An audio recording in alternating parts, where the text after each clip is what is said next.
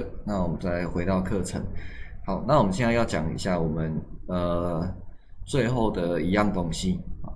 那我们现在要讲的是如何使用 Arduino 啊，就是 Arduino 的编译器软体，然后也是让这一颗蜂鸣器会有一些声响，还有一些节奏这样子啊。好，那首先我们先看到那个荧幕的那个网页的画面。好，那在这边先跟各位老师讲说如何去下载 Arduino。那我们这边可以打上 Arduino。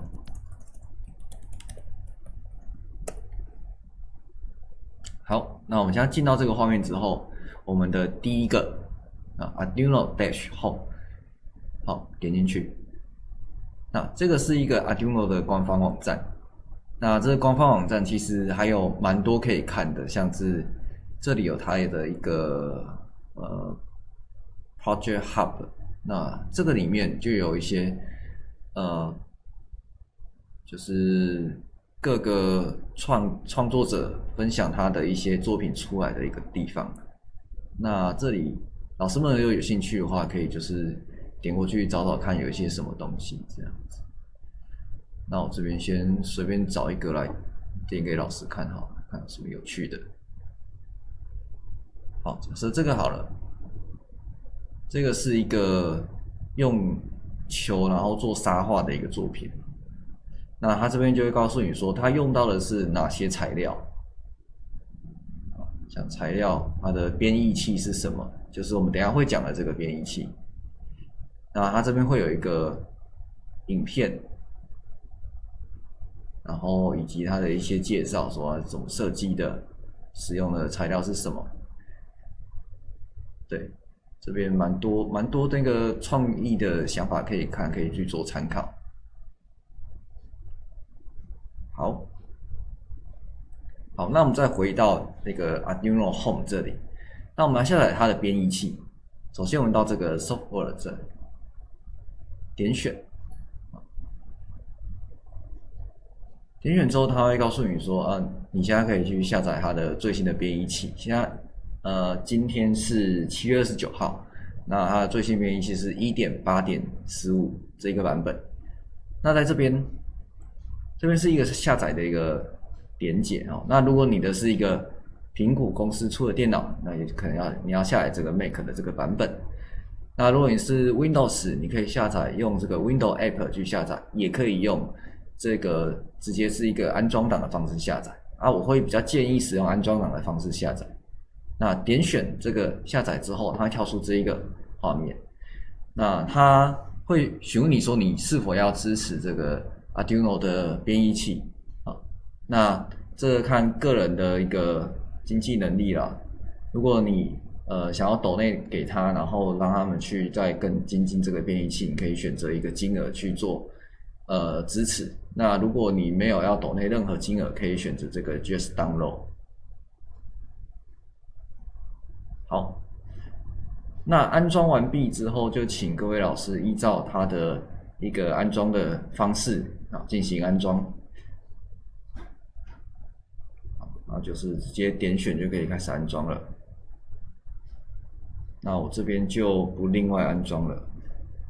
好，那今天的最后一个部分是说它的一个讲解。那我这边是一个中文的一个界面，那可能有些老师下来是英文的那在这边我们可以在偏好设定这边做设定。这边有一个，它现在是系统预设嘛。那如果它真的是一个英文界面，然后老师想要一个中文界面，那这边有一个中文的，它的中文叫做台语老师可以选择这个台语，在按确定之后，重开 Arduino 的软体，它就会变成中文界面了。好，那我这边就不设定了。好，那最后一个我们要讲的是范例程式。那 Arduino 里面其实它有非常多的范例程式可以去应用。那今天我们要讲的是有关于刚刚的那个音效的地方。那它音效分类在 Digital 的这个 Tone Melody 这个地方，那老师可以把它点下去。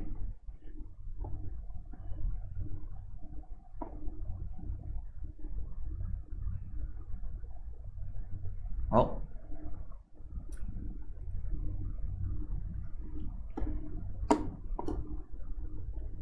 好，点下去之后，老师会看到它这里有一个它 Arduino 自己写的一个官方程式哦。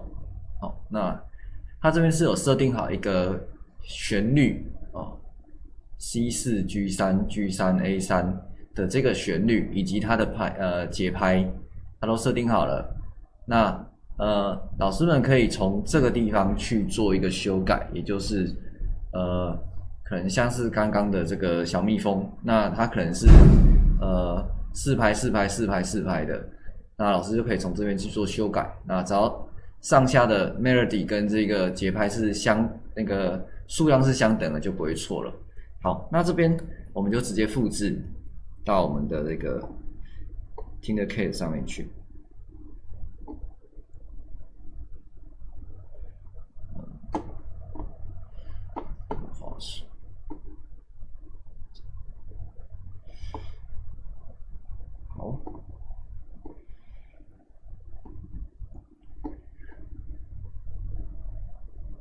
好，那我们这边就直接贴上程式码就可以了。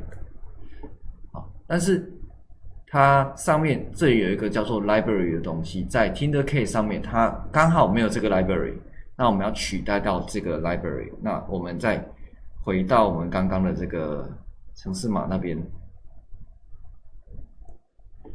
好，我们刚刚程式码这边，那可以看到这边旁边还有一格小格的，就是这个 library。我们将它点开之后，全选复制，复制完之后，我们再回到我们的 Tinkercad， 然后将刚刚的这个 library 框起来之后，直接取代，这样子就可以了。好，那这个取代完毕之后，我们就可以开始模拟了。那这个声音会有点大，那请各位老师有心理准备。那我们要开始咯。